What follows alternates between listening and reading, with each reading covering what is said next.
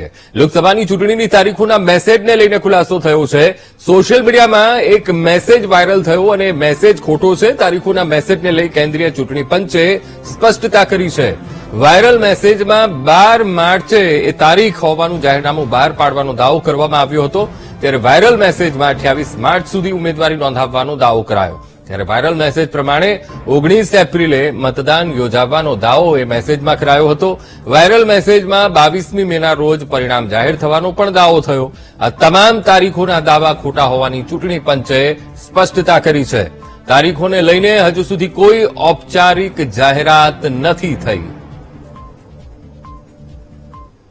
લોકસભાની ચૂંટણી સત્તાવાર જાહેર થઈ નથી, પરંતુ છેલ્લા અનેક દિવસથી સોશિયલ મીડિયામાં એક પીડીએફ વાયરલ થઈ છે, જેમાં 12 માર્ચ 2024 થી આચારસંહિતા લાગશે અને 30 મે સુધીમાં સરકાર પણ નવી રચાઈ જશે। પરંતુ આ બાબતે સત્યતાની તપાસ કરવા વીટીવીની ટીમે અનેક અધિકારીઓનો સંપર્ક કર્યો હતો, પરંતુ હજી સુધી લોકસભાની ચૂંટણી જાહેર થઈ નથી અને આ જે સોશિયલ મીડિયા ઉપર જે પીડીએફ ફરી રહી છે તે સંપૂર્ણ ફેક છે।